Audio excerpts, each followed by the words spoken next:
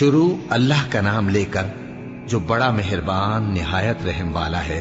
اللہ کا حکم یعنی عذاب گویا آ ہی پہنچا تو کافروں اس کے لیے جلدی مت کرو، اور یہ لوگ جو اللہ کا شریک بناتے ہیں وہ اس سے پاک اور بالا تر ہے۔ وہی فرشتوں کو پیغام دے کر اپنے حکم سے اپنے بندوں میں سے جس کے پاس چاہتا ہے بھیجتا ہے کہ لوگوں کو بتا دو کہ میرے سوا کوئی معبود نہیں، تو مجھی سے ڈرو۔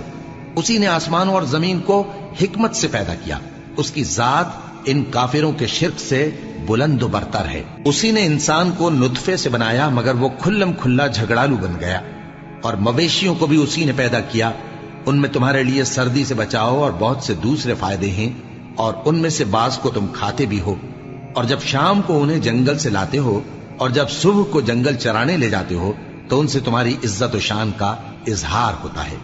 اور دور دراز شہروں میں جہاں تم سخت محنت کے بغیر پہنچ نہیں سکتے وہ تمہارے بوجھ اٹھا کر لے جاتے ہیں۔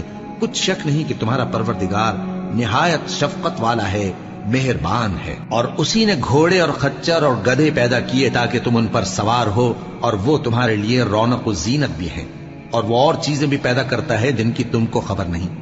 اور سیدھا رستہ تو اللہ تک جا پہنچتا ہے، اور بعض رستے ٹیڑھے ہیں، اور اگر وہ چاہتا تو تم سب کو سیدھے رستے پر چلا دیتا۔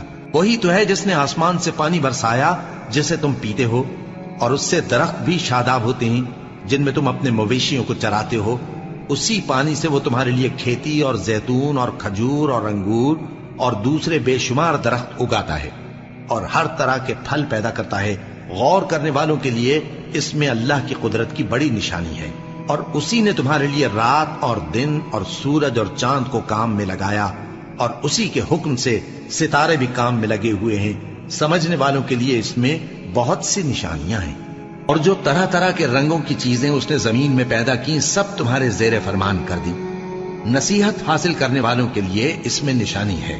اور وہی تو ہے جس نے سمندر کو تمہارے اختیار میں کیا تاکہ اس میں سے تازہ گوشت نکال کر کھاؤ، اور اس سے زیور موتی وغیرہ نکالو جسے تم پہنتے ہو۔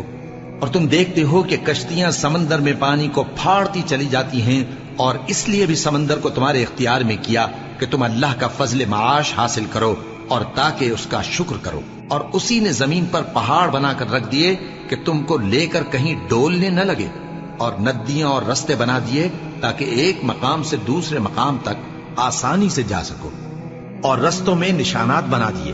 اور لوگ ستاروں سے بھی رستے معلوم کرتے ہیں، تو جو اتنی مخلوقات پیدا کرے کیا وہ اس مخلوق جیسا ہو سکتا ہے جو کچھ بھی پیدا نہ کر سکے؟ تو پھر تم غور کیوں نہیں کرتے؟